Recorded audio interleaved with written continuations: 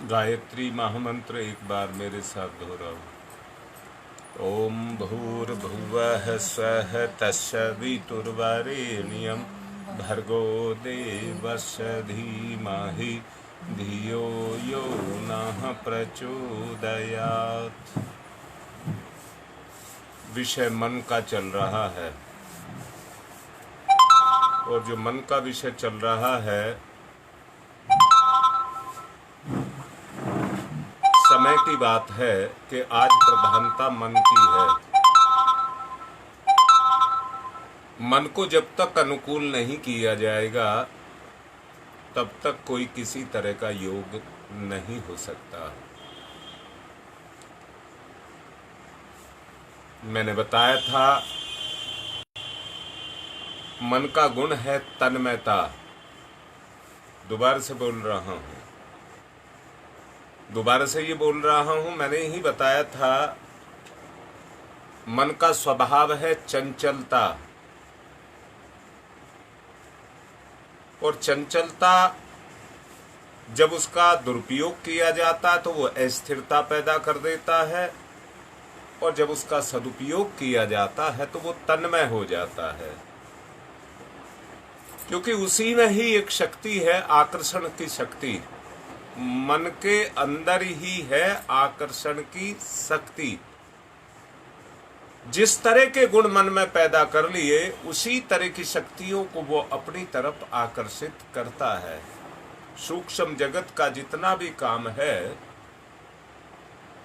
वो सब magnetic electromagnetic system के आधार पर चलता है। संसार का भी जितना काम है वो भी इसी पर चलता है, जिसको प्रलोभन बोलते हैं, मोह बोलते हैं, इच्छाएं बोलते हैं, उसी पर ही चलता है। हमारा लगाव है, अटैचमेंट है उसके साथ में। ये अटैचमेंट जिसके साथ में हो जाता है वही प्रक्रिया हमारे अंदर चलना शुरू हो जाती है। योग शब्द बार बार लाया जा रहा है, जिसका अर्थ है जोड़ना। सब कुछ इस जोड़ने पर ही टिका हुआ है। मैंने ही आपको कहा था ये दुनिया भी जुड़ी हुई है, आपका शरीर भी जुड़ा हुआ है, एक अंग दूसरे अंग के साथ जुड़ा है, एक अपनी शक्ति दूसरे को देता है, उससे एक क्रम बनता है और उस क्रम से एक घटनाक्रम पैदा होता है। उसी से ये सारी सृष्टि चल रही है।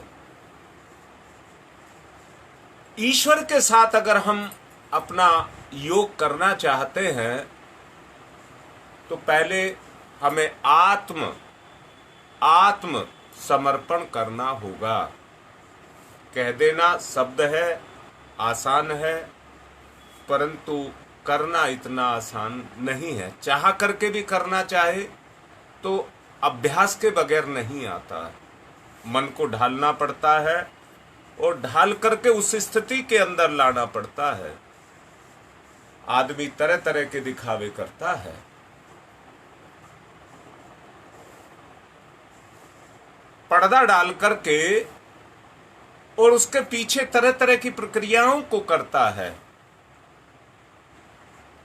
परंतु सच को देखना, योग का लक्ष्य तभी पूर्ण होता है जब गुण का गुण के अंदर समर्पण होता है। समर्पण का और कोई मतलब नहीं है।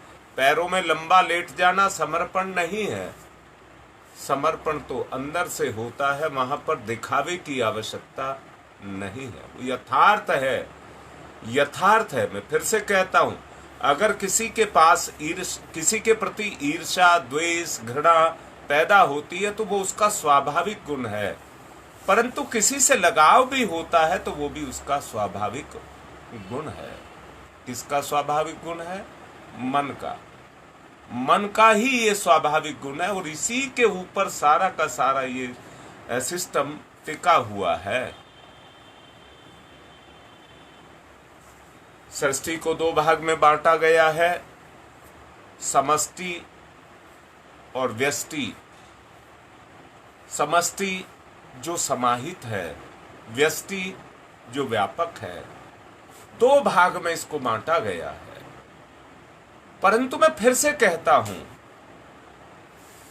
समष्टि में अगर काम करती है तो व्यष्टि काम करती है। ईश्वर व्यापक है, प्राण व्यापक है, जीव एक शरीर में बंधा हुआ है, वो व्यापक इस शरीर के ऊपर काम करता है, या कहिए वो इसके अंदर प्राण तत्व बन करके प्रवेश करता है, तब इसके अंदर काम करता है। वो चेतना इसके अंदर काम करती है। किसके रूप में काम करती है? मन के रूप में काम करती है, मस्तिष्क के रूप में काम कर बनाया गया है। अनुष्ठान का जो बेस बनाया गया है वो एक ही चीज को बनाया गया है, आत्मा को। किसी का कहना नहीं मानना, मेरा भी नहीं मानना, किसी का भी कहना नहीं मानना, पर क्या अपनी आत्मा का भी नहीं मानना? अरे अपनी, अगर व्यष्टि का समष्टि में आप प्रवेश कराना चाहते हैं, अगर मन का विलय आप विराट के अंदर करना चाहते हैं, मैं फिर दोबारा से पूछ रहा हूं, सवाल कर रहा हूं आपसे, आपका मन है, बताओ किससे पैदा हुआ है? अरे किसी से तो पैदा हुआ होगा। अच्छा, ये मन आपके ही पास है क्या? और के पास नहीं है? ये सबके पास है। अरे कोई ऐसा भी तो मन होगा जिससे ये सारे मन पैदा हुए हैं, जिससे सारे के सारे मन पैदा हुए हैं, वही व्यष्टि है, वही व्यष्टि है। ये एक तत्व के अंश हैं। जब मन रूपी जो शक्ति है वो उस महाशक्ति के साथ जुड़ जाती है। अब मैं पूछ रहा हूं, क्या जुड़ी हुई नहीं है? दोबारा से पूछ रहा हूं, वो व्यष्टि जो व्यापक है, जो प्राण तत्व है, वो व्यापक है। प्राण मेरे अंदर भी है और उस व्यापक में भी है। सच को बताओ, क्या मेरा उस व्यापक के बगैर काम चल जाएगा? उस व्यापक के बगैर मेरा काम नहीं चलेगा। उसकी सत्ता मेरी सत्ता पर काम कर रही है, इसलिए मेरा अस्तित्व है और मैं बचा हुआ हूं। उसकी सत्ता अगर मेरी सत्ता पर से काम करना बंद कर देगी तो मेरी सत्ता कहीं की नहीं रह जाएगी, मेरा कोई कीमत नहीं रह जाएगी। और आज सच को जानिए, ईमानदारी से जानिए, आदमी पर्दे डाल रहा है, आदमी दिखावे कर रहा है, आदमी पाखंड कर रहा है, जलालत की जिंदगी को जी रहा है, शान की जिंदगी, आन बान की जिंदगी।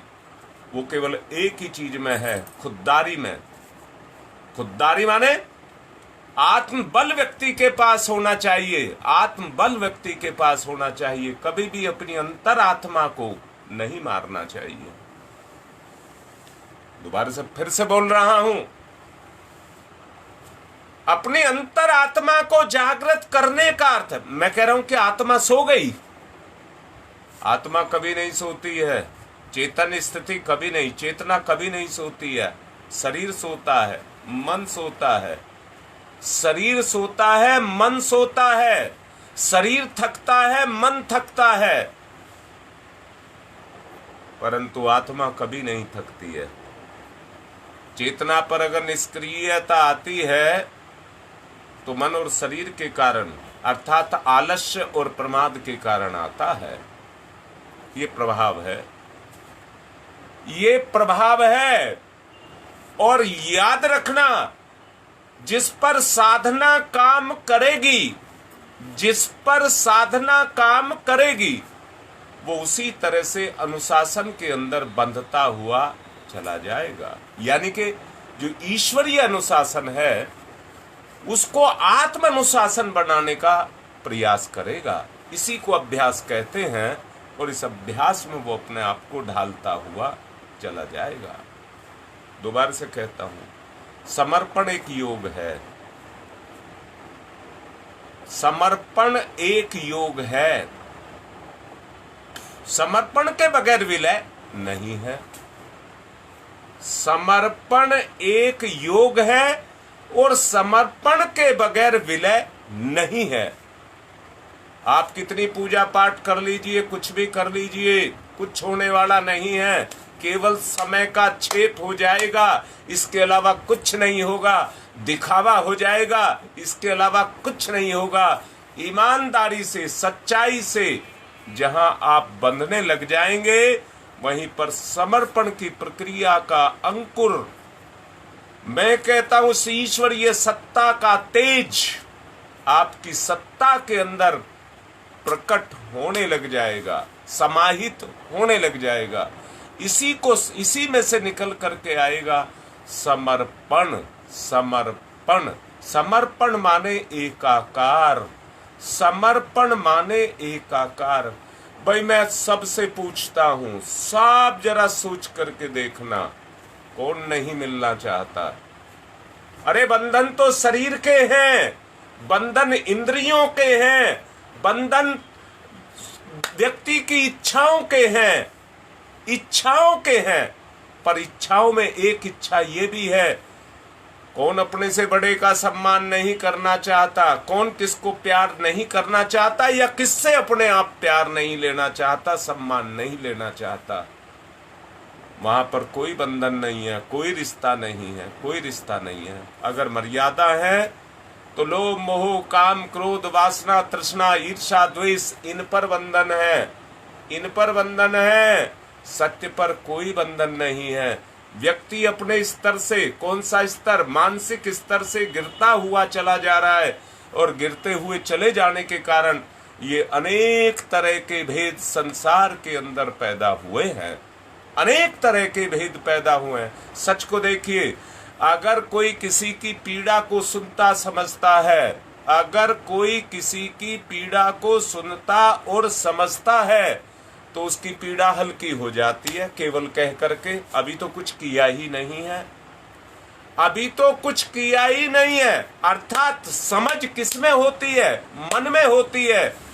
मन खुद ही पीड़ित है, दूसरे की पीड़ा को तो तब सुनेगा जब वो खुद पीड़ित ना हो। जो अपने आप को उस पीड़ा से बाहर लेकर के जाना चाहता, उसको केवल एक ही काम करना पड़ेगा, पड़ पीड़ा को महसूस करना पड़ेगा और उसको दूर करने का प्रयास करना पड़ेगा, और कोई रास्ता नहीं है। यहां मैं फिर से कहता हूं, सफलता का जो राज है, सफलता का जो आधार है, वो मन ही है। सफलता का जो आधार है वो मन ही है। जब तक आप अपने मन को नियंत्रित, एकाग्रचित नहीं करेंगे, तब तक आपको दूसरे की पीड़ा का अनुभव नहीं होगा। बार बार बोल रहा हूं, समझ लेना। जो दुख आपने नहीं देखा, उस दुख का आपको नहीं पता। जो सुख आपने नहीं देखा, आपको सुख का नहीं पता।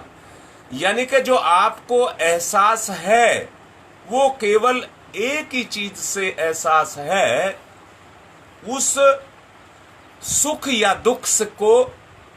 मैं फिर से पूछता हूं, अगर दुख और सुख क्या है, बताओ, दुख और सुख क्या है? कहीं आपने पार्क में घूमता देखा हो या अस्पताल में बैठा देखा हो तो बताओ। भाई दुख कहीं अस्पताल में रहता हो और सुख कहीं पार्क में घूमता मिलता हो?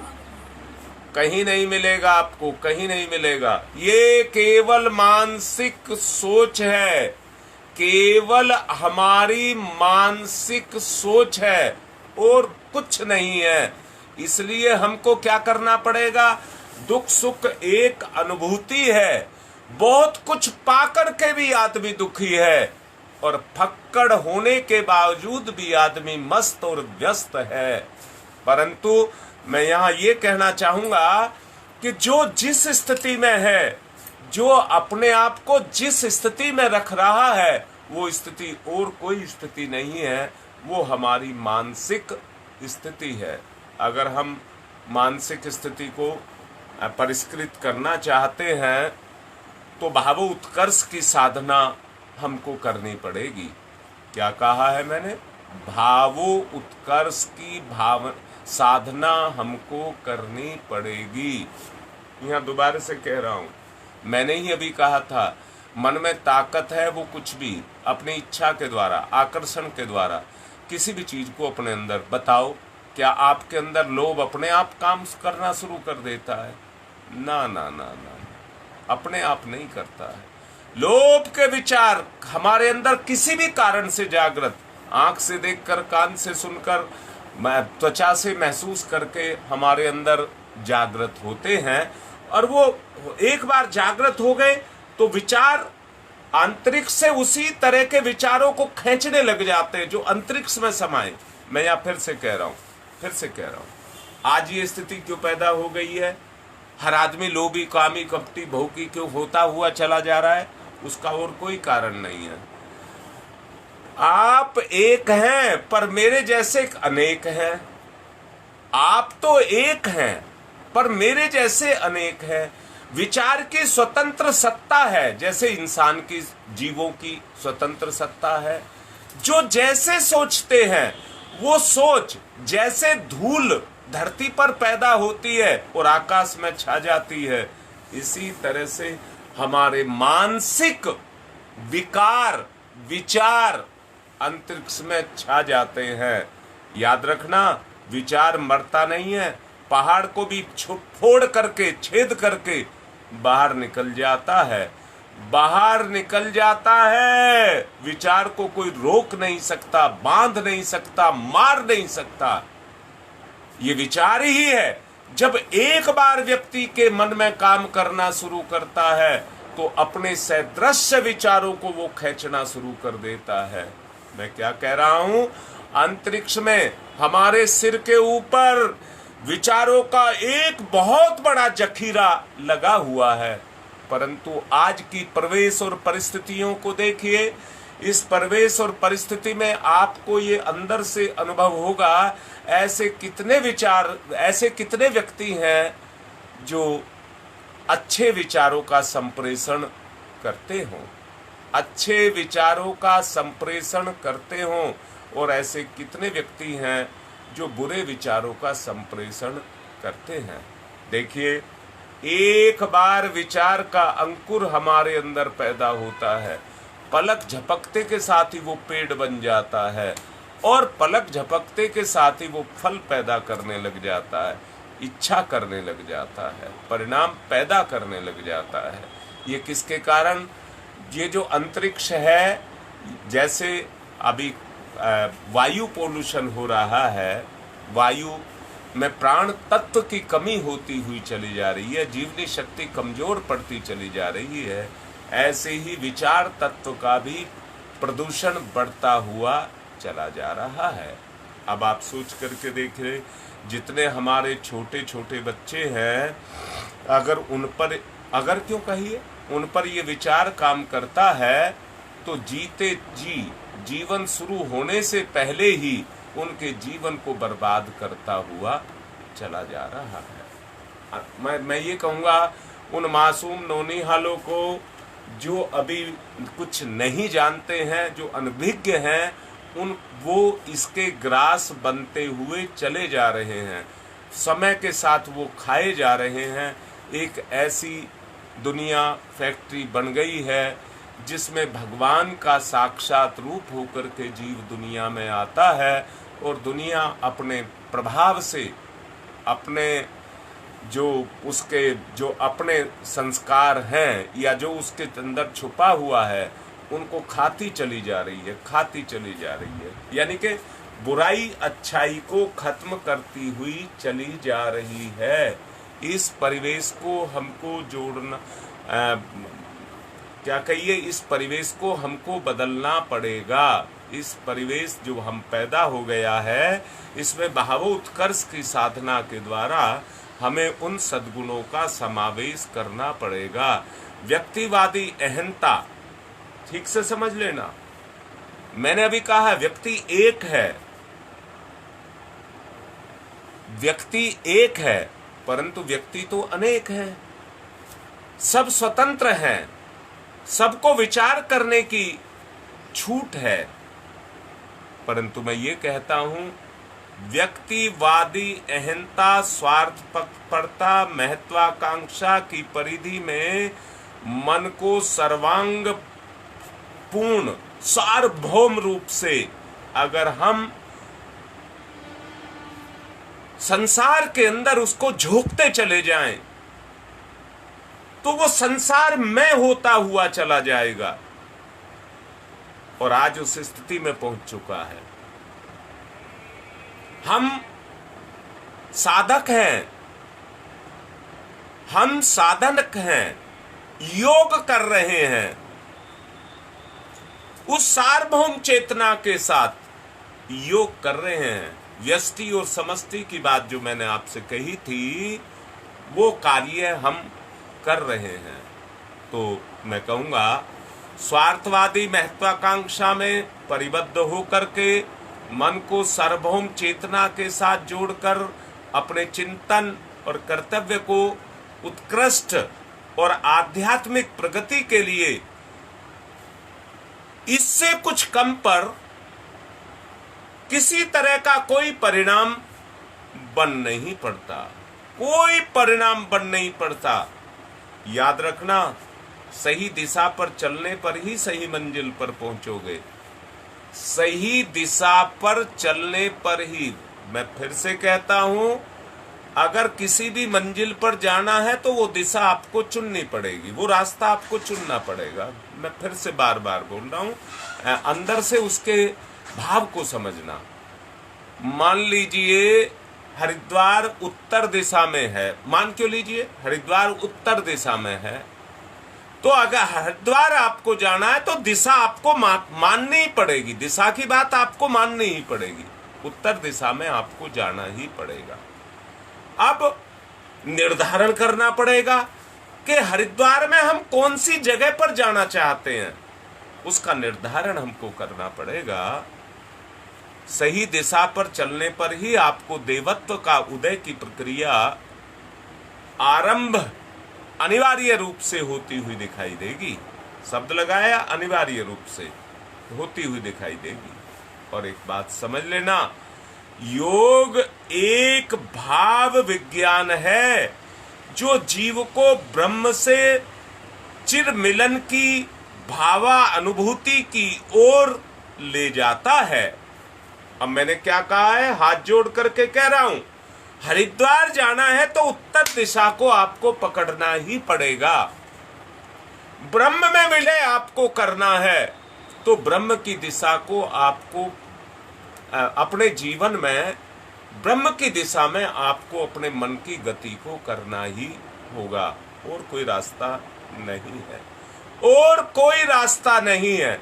आप अपने मन की दिशा धारा को देखिए कि तुम्हारा मन किस विचार पर, मैं कह रहा हूं विचार के अंदर ही भगवान है।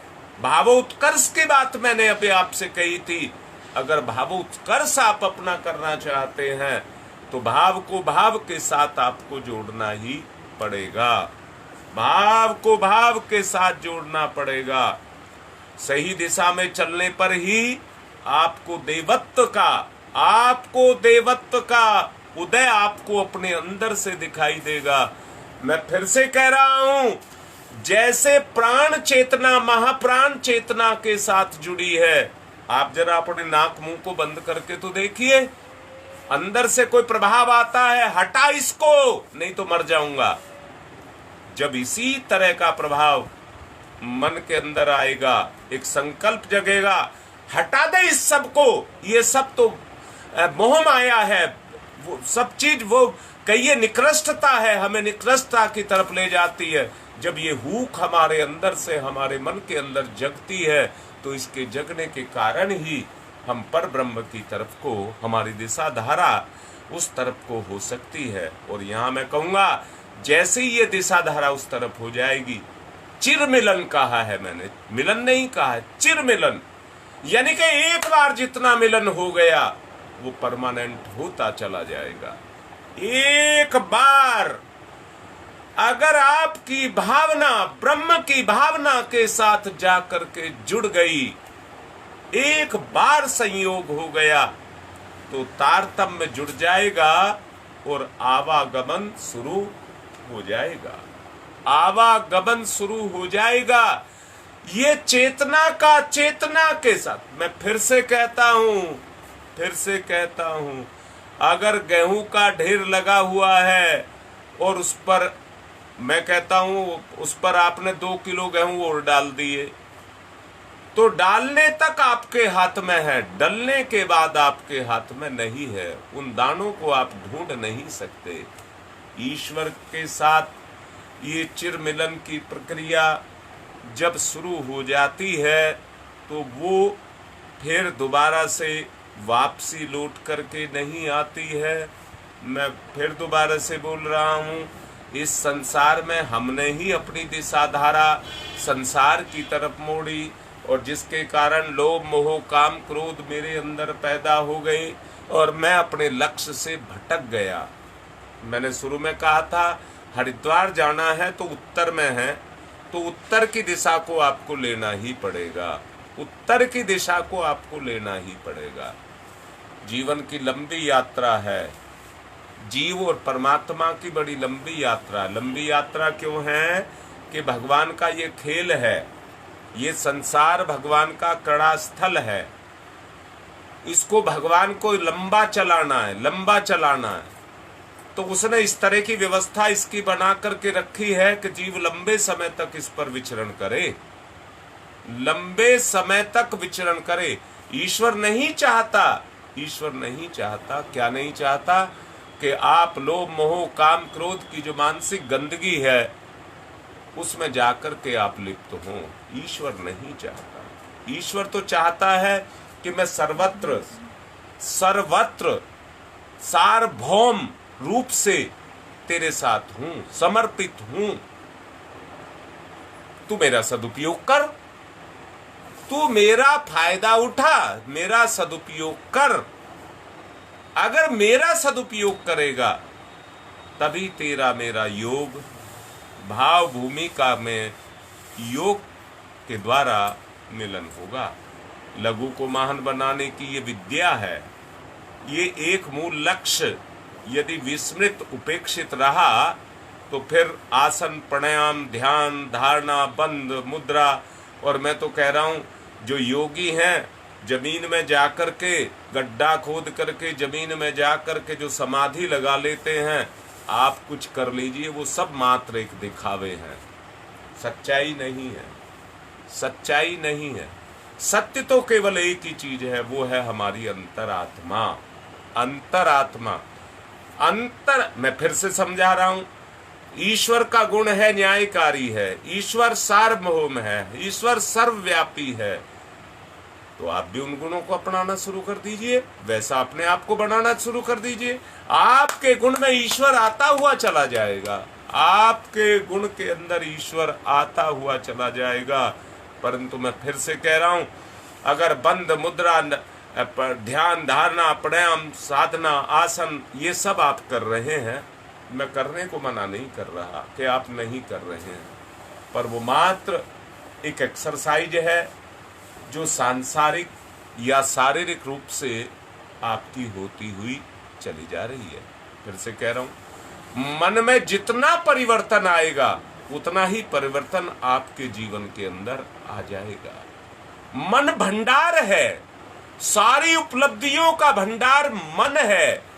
कुछ भी जो भी आपको पाना हो वो सब मन के बस में है। मन आपको ग्रह उपग्रह कहाँ सूर्य जहां तक आपका विचार जाता हो वहां सकते सब कुछ खींच करके आपके पास लाने के लिए तैयार है।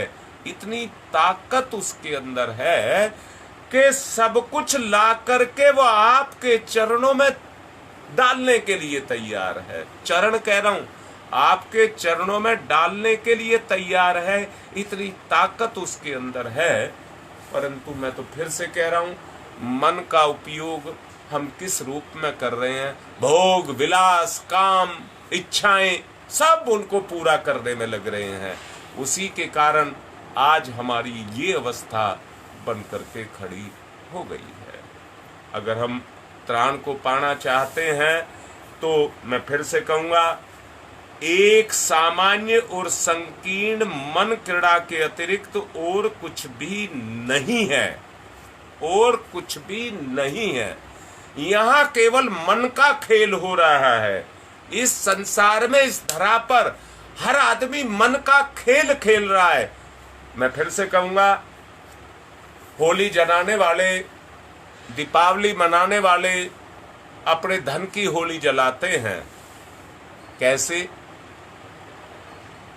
पटाखा चलाते हैं, ताली बजाते हैं, पर पटाखा कहां से आता है? ऐसे ही आदमी भी क्या कर रहा है? अपने गुणों की होली जला रहा है, उस पर सिक रहा है, अपने गुणों के पटाखे फोड़ रहा है और अपनी ताली पीट करके संसार की मौज मस्ती को ले रहा है। संसार इस जीव के लिए मौज मस्ती के साथ ब्रह्म की तरफ को दिशाधारा करके निर्वाण की तरफ को जाने का साधन तो जरूर है। ईश्वर ने इसको किसी भी तरह के दुख कलेश कष्ट का साधन नहीं बनाया है। जीव को, वो अब हमारा परम पिता है, वो किसी को दुख नहीं देना चाहता। अपने अपने कर्मों से ही जीव दुख सुख को पाते हैं, अपने ही कर्मों से दुख सुख को पाते हैं। ईश्वर किसी को नहीं देता है। ईश्वर किसी पर, इस संसार में रह करके आदमी को इतनी समझ ही नहीं आती। वो दुख को पाकर के व्यथित हो जाता है, परंतु दुख को पाकर के ये समझदारी पैदा नहीं करता कि मेरे ऊपर दुख आया तो ये मेरे कर्मों का परिणाम है, मुझे बदलना और सुधर जाना चाहिए, मुझे अपने आप में परिवर्तन को लाना चाहिए। मैं फिर दोबारा से कहता हूं, अगर मैं पूर्णतया संतुष्ट, सुखी नहीं कहा है मैंने, सुखी नहीं कहा है। जो व्यक्ति जितना सुखी है वो उतना ही दुखी है। जो व्यक्ति जितना सुखी है, आप जितना सुख को चाहेंगे उतने ही दुख आपके जीवन में पैदा हो जाएंगे। जो आदमी जितना संतुष्ट है उतना ही शांति में है, उतना ही निर्लिप्त है, उतना ही वो क्या कहिए, किसी भी सब तरह के बंधनों से मुक्त है, सभी तरह के बंधनों से वो मुक्त है। मैं भी आपसे यही कह रहा हूं, जो उस परम शांति को पाना चाहते हैं, इच्छाओं से परे, सांसारिक भोग की इच्छाओं से परे हमको जाना होगा। उस सत्य पर हमको आरूढ़ होना पड़ेगा, जिसके माध्यम से हम उस परम गति को अपनी को प्राप्त कर सकें। मैं यहाँ कह रहा हूँ, इस दुनिया में कितनी योग के विद्यालय चलते हैं, शाखाएं चलती हैं। महर्षि पतंजलि ने तो 84 योग के आसन बताए हैं, 84। परंतु जो आज तरह तरह के विद्यालय खुल रहे हैं, वो सब उन योग के गुरु, वो जो फिजिकल वो है एक्सरसाइज, उसके रूप में वो उनका केवल प्रयोग करके पैसा कमाने का साधन बना रहे हैं। मैं किसी व्यक्ति की बात नहीं कर रहा हूँ, हाथ जोड़ करके कह रहा हूँ, मेरा किसी की निंदा करने का या प्रशंसा करने का उद्देश्य नहीं है, परंतु मैं इतना जरूर कह रहा हूँ, योग के नाम पर आज केवल भौतिक एक्सरसाइज के साधन बने हुए हैं। योग तो उसको कहते हैं कि जिसके माध्यम से जीव अपनी अंतर शक्ति के गुणों को जागृत कर लेता है। उनमें से किसी एक का आश्रय लेकर के अतीन्द्रिय क्षमताओं को विकसित किया जा सकता है। वे चमत्कारी ही नहीं कहे जाते। चमत्कारी तो उसको कहते हैं जो आंख को चमक पैदा कर दे। जैसे बादल में गरजता है तो चमक पैदा होती है, उसको चमत्कारी कहते हैं। ना ना ना ना, ये चमत्कारी नहीं है, ये गुणकारी है, गुणकारी है। ये किसी को अज्ञानता के अंधकार में नहीं धकेलते हैं, परंतु जिनके अंदर प्रकट होने लग जाते हैं, जिनके अंदर योग शुरू हो जाता है, वो विकसित अपनी क्षमताओं को, अतीन्द्रिय क्षमताओं को विकसित करते हुए चले जाते हैं। परंतु परंतु शब्द मुझे लगाना अच्छा नहीं लगता, मैं केवल इतना कहूंगा परंतु हटा रहा हूं। आत्मविद्या का ही एक अंग योग है। आत्मविद्या का ही एक अंग योग है। जितनी आत्मविद्या या कहिए जितना योग अचेतन मन का परिष्कार, आपको लोगों को ध्यान हो, अनुष्ठान से पहले मैं अचेतन अचेतन अचेतन की बात करता रहा, आज भी मैं अचेतन की बात कर रहा हूं। जितना योग विद्या के द्वारा तुम अचेतन को अपने को जागृत करते हुए चले जाओगे, अतीन्द्रिय क्षमताएं, उनका परिष्कार, उनका विकास, उनका अपने आप के व्यक्तित्व का निर्माण, वो अचेतन की गहरी परतों के अंदर ही संपन्न है। मनोविकार बुद्धि क्षेत्र में नहीं, अपने स्वभाव के अंतर्गत जो आदतें आती हैं उनके अंदर उमड़ते और घुमड़ते रहते हैं, उनके अंदर घुस करके छुप करके बैठे रहते हैं, उसके अंदर घुस करके छुप करके बैठे रहते हैं। और बैठ करके क्या करते हैं?